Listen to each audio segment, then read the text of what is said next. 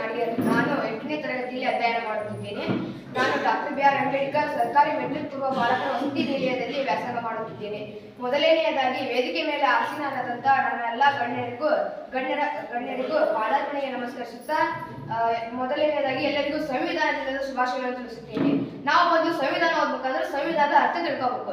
ಈಗ ಸಂವಿಧಾನದ ಅರ್ಥ ಏನಂದ್ರೆ ತತ್ವಗಳು ಮತ್ತು ನಿಯಮಗಳ ಸಂಕಲನವನ್ನು ಸಂವಿಧಾನ ಅಂತಾರೆ. ಸಂವಿಧಾನವು ಒಂದು ದೇಶದ ಅಥವಾ ಒಂದು ರಾಷ್ಟ್ರದ ಮೂಲಭೂತ ಕಾನೂನು. ಸಂವಿಧಾನದ ರಚನಾ ಸಭೆಯನ್ನು ಜುಲೈ 1946ರಲ್ಲಿ ರಚಿಸಲಾಯಿತು ಮತ್ತು ಸಂವಿಧಾನದ ಮೊದಲ ಸಭೆಯನ್ನು 1946 ಡಿಸೆಂಬರ್ 9ರಂದು ಮಾಡಲಾಯಿತು ಮತ್ತು ಡಾಕ್ಟರ್ ಬಾಬು ರಾಜೇಂದ್ರ ಪ್ರಸಾದ್ ಅವರನ್ನು ಸಂವಿಧಾನ ರಚನಾ ಸಭೆಯ ಕಾಯಂ ಅಧ್ಯಕ್ಷರನ್ನಾಗಿ ಡಿಸೆಂಬರ್ 11, 1946ರಲ್ಲಿ ಸೇರಿಸಲಾಯಿತು.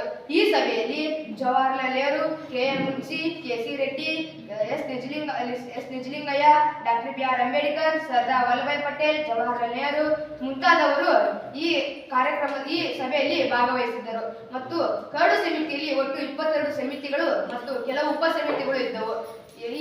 ಸಂವಿಧಾನ ರಚನಾ ಸಭೆಯ ಈ ಅವಧಿಯಲ್ಲಿ ಒಟ್ಟು 145 ಸಭೆಗಳು ಸೇರಿದ್ದು ಈ ಸಭೆ ನಿರಂತರವಾಗಿ ನಡೆದು ಮತ್ತು ಕೆಲವು ವಿವಿಧ ವಿಷಯಗಳ ಬಗ್ಗೆ ಚರ್ಚೆ ನಡೆಸಿ ಮತ್ತು ಕರಡು ಸಂವಿಧಾನವನ್ನು ರಚನೆ ಮಾಡಲಾಯಿತು ಮತ್ತು ಬ್ರಿಟಿಷ್ ಸರ್ಕಾರವು ಅಥವಾ ಬ್ರಿಟನ್ ಸರ್ಕಾರವು ಹೊರಡಿಸಿದ 1909, 1919 ಮತ್ತು 1935 ಕಾಯ್ದೆಗಳು ಇವುಗಳನ್ನು ಬ್ರಿಟಿಷ್ ಸರ್ಕಾರವು ಹೊರಡಿಸಿದೆ ಮತ್ತು ಸಂವಿಧಾನವು ನವೆಂಬರ್ 26, 1949ರಂದು ಅಂಗೀಕರಿಸಿತು.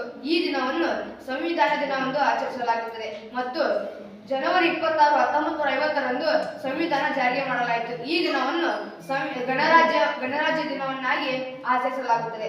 ಈಗ ಎರಡನೆಯದಾಗಿ ಸಂವಿಧಾನದ ಪ್ರಸ್ತಾವನೆ ಬಗ್ಗೆ ಹೇಳ್ಬೇಕಂದ್ರೆ ನಮ್ಮ ಸಂವಿಧಾನದ ಮೂಲ ತತ್ವಗಳು ಮತ್ತು ಪ್ರಜೆಗಳ ಧ್ಯೇಯೋದ್ದೇಶಗಳನ್ನು ಸಂವಿಧಾನದ ಪ್ರಸ್ತಾವನೆ ಪ್ರತಿಬಿಂಬಿಸುತ್ತದೆ.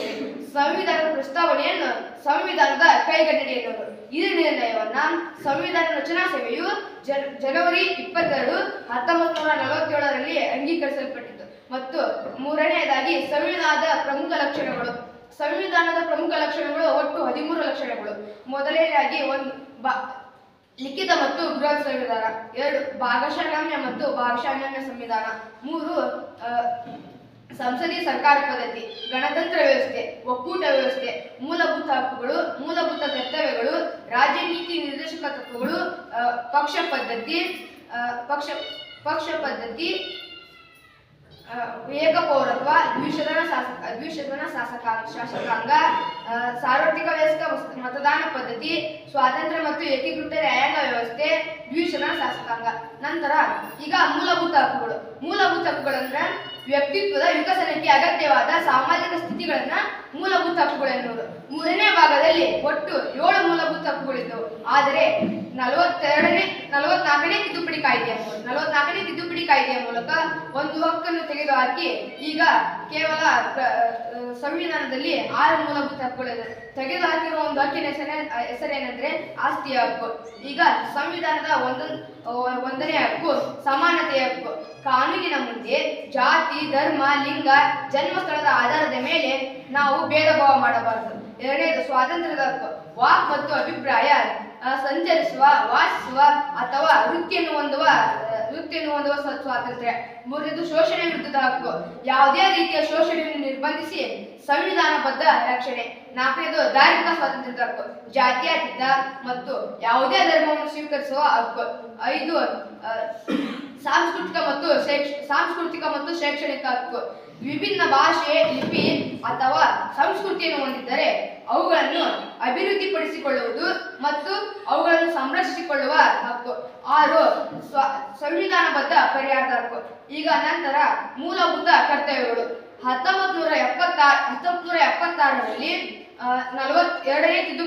42ನೇ ತಿದ್ದುಪಡಿ ಕಾಯ್ದೆಯ ಮೂಲಕ 4A ಭಾಗದಲ್ಲಿದ್ದ 51A ವಿಧಿಯಲ್ಲಿನ ಒಟ್ಟು 10 ಮೂಲಭೂತ ಕರ್ತವ್ಯಗಳು ಇದ್ದವು. ಆದರೆ 2006ರಲ್ಲಿ 86ನೇ ತಿದ್ದುಪಡಿ ಕಾಯ್ದೆಯ ಮೂಲಕ ಪ್ರಸ್ತುತ ಸಂವಿಧಾನದಲ್ಲಿ 11 ಮೂಲಭೂತ ಕರ್ತವ್ಯಗಳನ್ನು ಸೇರಿಸಲಾಗಿದೆ. ಇನ್ನೊಂದು ವಿಷಯ ಏನಂದ್ರ ನಮ್ಮ ಸಂವಿಧಾನವು ಅನುಷ್ಠಾನಕ್ಕೆ ಬಂದು 68 ವರ್ಷವಾಗಿದೆ.